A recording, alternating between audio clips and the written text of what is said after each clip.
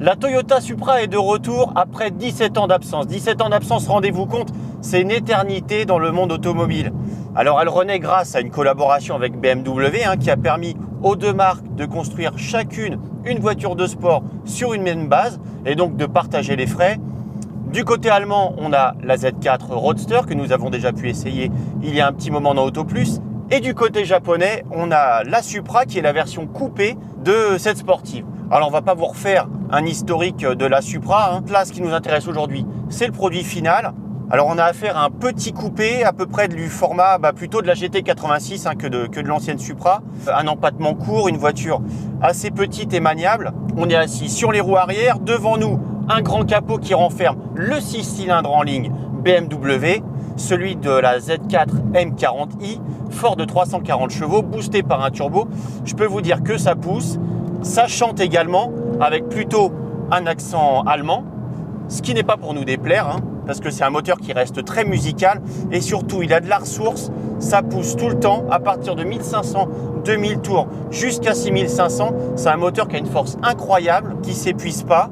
Il est associé à la boîte automatique 8 rapports BMW que l'on connaît bien, très douce à l'usage, pas toujours coopérative au rétrogradage, mais qui fait bien le boulot sur des petites routes là comme on est, petite route de montagne, ça va très bien.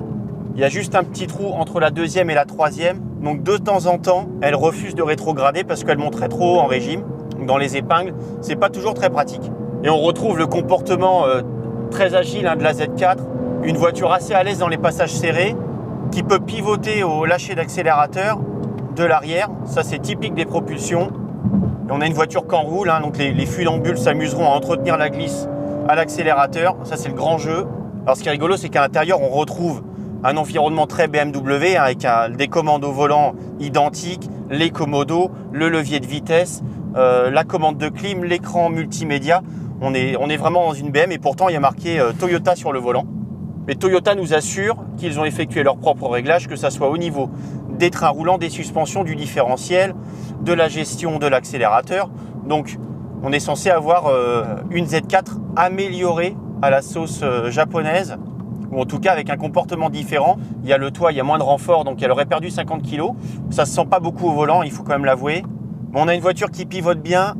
Il y a un petit temps de réponse à l'inscription parce qu'elle reste assez lourde, donc le temps qu'elle prenne ses appuis. Mais une fois qu'elle est calée, on peut resserrer la trajectoire, elle obéit assez rapidement. Alors le gros point noir, c'est le même que dans le Z4, c'est le freinage. On a une pédale assez spongieuse, des freins qui commencent à faire du bruit assez rapidement quand on insiste plusieurs fois. On a eu l'occasion de faire un petit peu de circuit avec et je peux vous dire que ça grondait fort.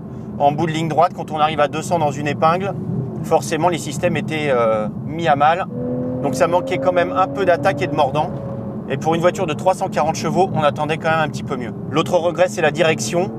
Elle est assez franche, mais on ressent très peu de choses dans le volant. On arrive difficilement à voir les limites du train avant. Donc ça manque de sensation, on est trop coupé de la route. On aurait aimé avoir une voiture plus communicative.